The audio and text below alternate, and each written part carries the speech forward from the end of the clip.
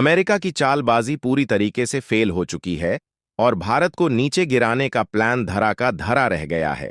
दरअसल हाल ही में अमेरिका की तरफ से भारत के सबसे बड़े बिजनेसमैन गौतम अडानी के ऊपर घूसखोरी और धोखाधड़ी के आरोप लगाए गए थे, जिसके बाद अडानी ग्रुप की मल्टीपल कंपनीज के शेयर तेजी के साथ नीचे गिरने लगे, जिससे एक ही दिन में 5.50 लाख करोड़ रुपए का नुकसान हुआ।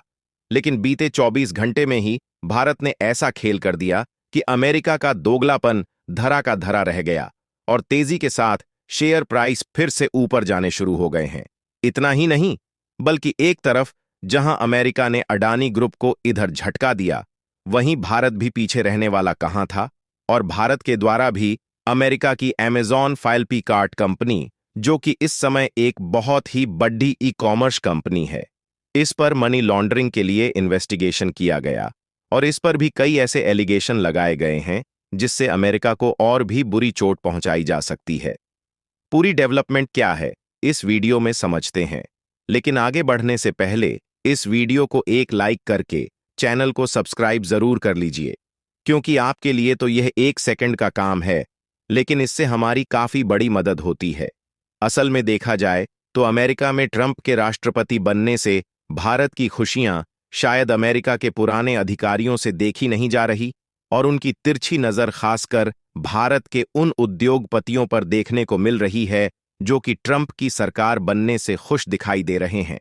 और इस मामले में खासकर अडानी ग्रुप के चेयरमैन और भारत के दूसरे सबसे अमीर उद्योगपति गौतम अडानी बड़ी मुसीबत में घिरते नजर आ रहे हैं। दरअसल हाल ही में अडानी ने ग्रीन एनर्जी में निवेश की घोषणा किया था, जिसके बाद अडानी ग्रुप ने सोलर एनर्जी कॉन्ट्रैक्ट को किसी न किसी तरीके से हासिल किया, लेकिन अमेरिका के द्वारा आरोप लगाया गया कि इस कॉन्ट्रैक्ट को हासिल करने के लिए भारतीय अधिकारियों को अडानी की तरफ से रिश्वत दी गई है, और वह भी कोई छोटी मोटी रिश्वत नहीं, बल्कि अडानी पर लगभग $265 मिलियन की रिश्वत देने का आरोप लगाया गया। उनका कहना है कि अडानी ने ऐसा इसलिए किया क्योंकि इन्हें उम्मीद थी कि इन कॉन्ट्रैक्ट से 2 दशकों में $2 बिलियन का मुनाफा होगा।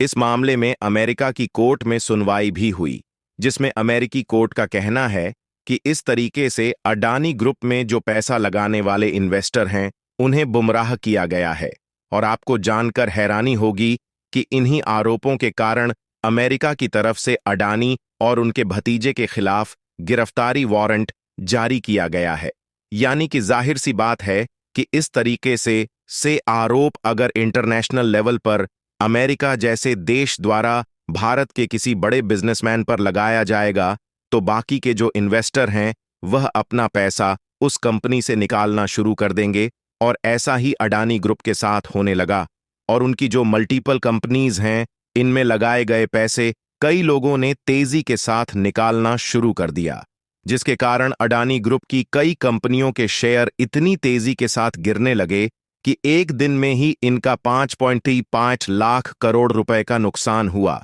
लेकिन कई रिपोर्ट में इस बात का दावा किया जा रहा है कि यह अमेरिका का दोहरा नेचर है, जिसके जरिए वह अडानी ग्रुप का नुकसान करना चाहते थे ताकि यह कंपनी पीछे चली जाए। ऐसा इसीलिए कहा जा रहा है क्योंकि जिस सोलर प्रोजेक्ट को लेने में अडानी ने घूस दिया है, वह भी भारत के अधिकारियों को दिया गया है, और यहां से जो बिजली सप्लाई की जाएगी वह भी भारत में की जाएगी, और जिसके द्वारा पावर की सप्लाई किया जाएगा वह भी भारत की कंपनी है। तो ऐसे में अमेरिका के पास कोई भी अधिकार नहीं है आरोप लगाने का और इन्वेस्टिगेशन करने का।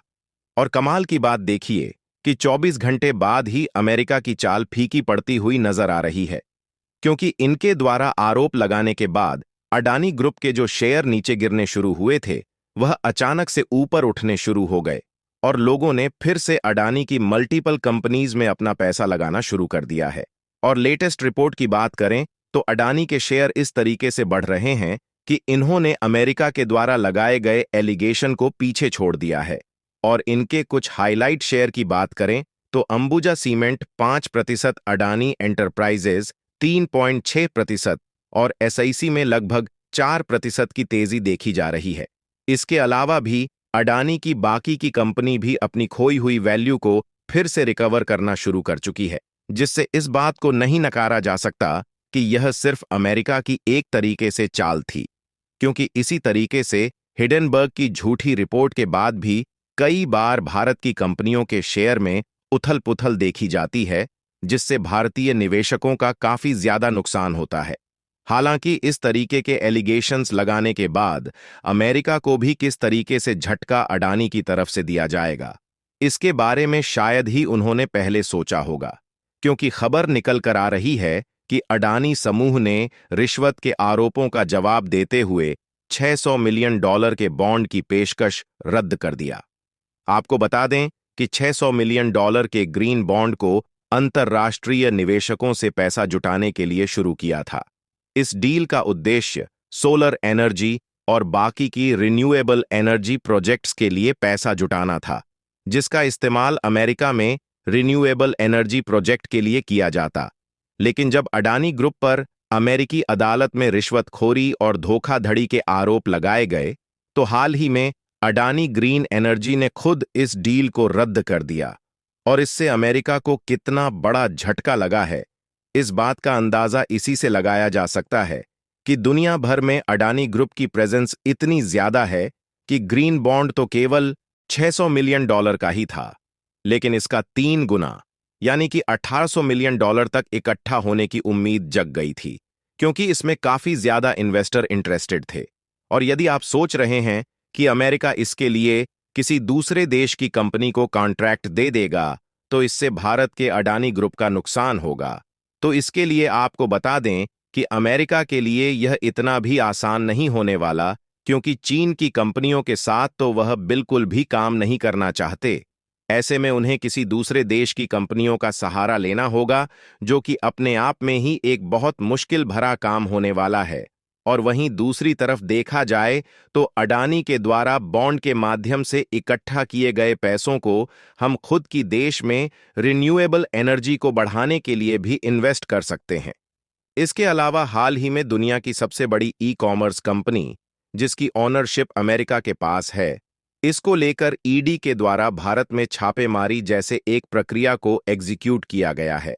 आपको बता दें कि अमेज़न एक मीडिएटर की तरह काम करती है।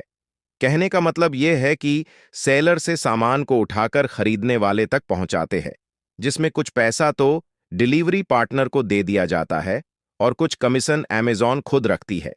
लेकिन जब इन्वेस्टिगेशन की गई तो यह बात मालूम चली, कुछ केसेस में ये डायरेक्ट सेलर बन चुके हैं, जो कि भारत के हिसाब से तैयार किए गए रूल्स का डायरेक्ट वायलेशन कर रहे हैं। कईयों की इस तरीके से अमेज़न सामान को डायरेक्ट बेचने वालों तक पहुंचाकर बीच में सेलर को जाने वाला मुनाफा खुद ले रहे हैं।